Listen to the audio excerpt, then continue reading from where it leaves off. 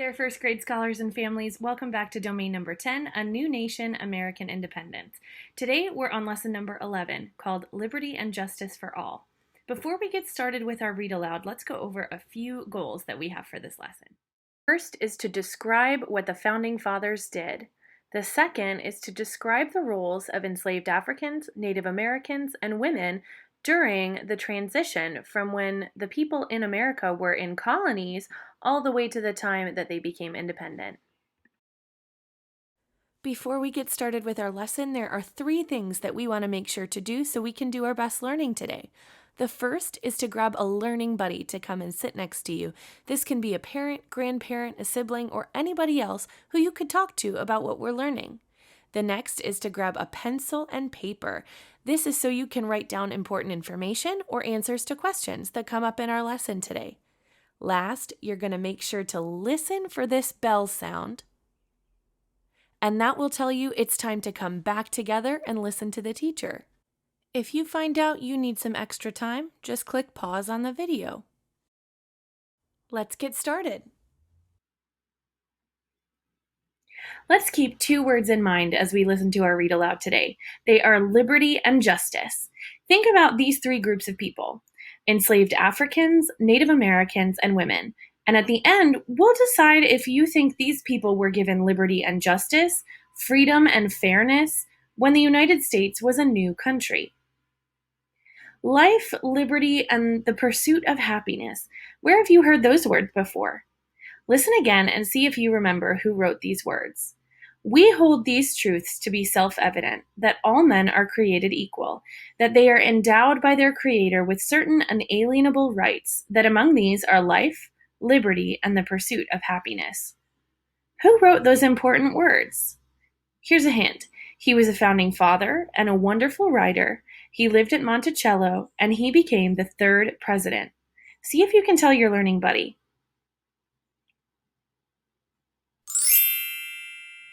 That was Thomas Jefferson. He wrote them as part of our Declaration of Independence. Remember how the founders felt like they were being treated unfairly by the British? They didn't feel like they were being treated equally or the same as the British on the other side of the ocean. The colonists wanted liberty or freedom from the rules of the British. So when Jefferson sat down to write these famous words, he wanted to make sure that the new American nation would treat its people fairly. Again, when the founders met to write our Constitution for the United States, they wrote about liberty and justice. Justice means fairness. So they were writing about freedom and fairness when they wrote about liberty and justice. When we hold our hands over our hearts and pledge allegiance to the country, our final words are, with liberty and justice for all. These are important words written by our founders, but not all people were treated fairly in the American colonies. Let's look back at the 1700s, during and after the war, when the founders were busy writing these important words.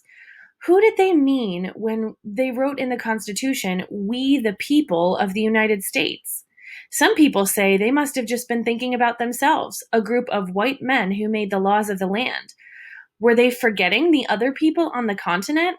Native Americans who had lived there the longest? Women and enslaved Africans? These were very smart men, writing words that they knew would be read and reread by others for many years to come. They were writing for the future.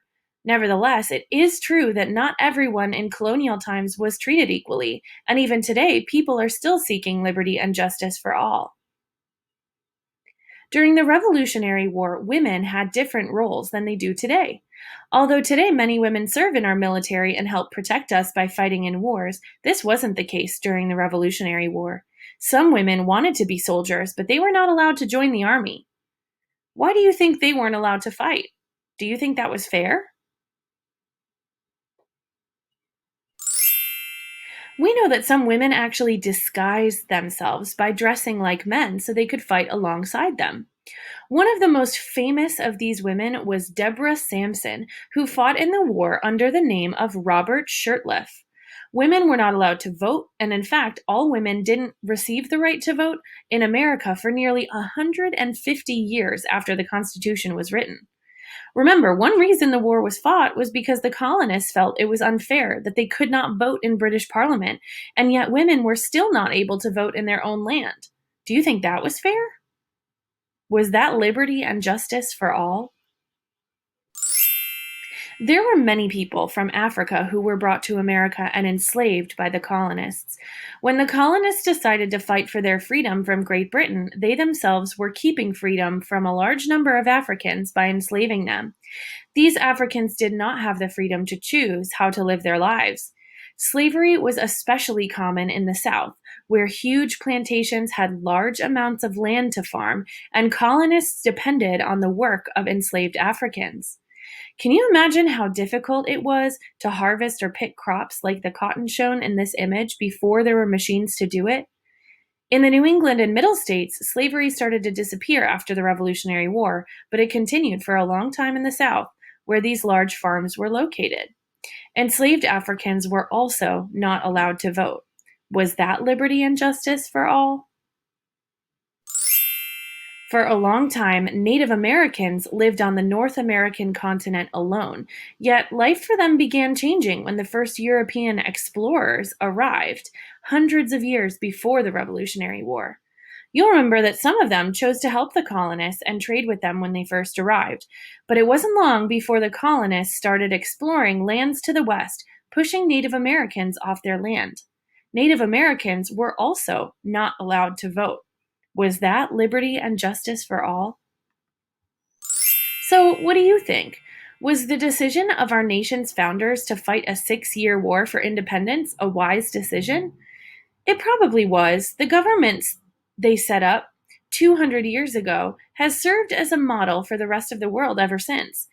It was certainly not fair to all people in the early years, and there are still many ways in which it can be improved. But it's up to us, we the people, to make each day a better day for all of us. Awesome job listening to today's Read Aloud, first graders. Give yourself a big pat on the back and let's get ready to do our activity for today. Here's today's question. You can write your response on a piece of paper and send it to your teacher. If a woman wanted to fight in a battle, what did she have to do? Let's think about the woman that we learned about today in our Read Aloud and the things that she had to do to be able to fight in the war for independence.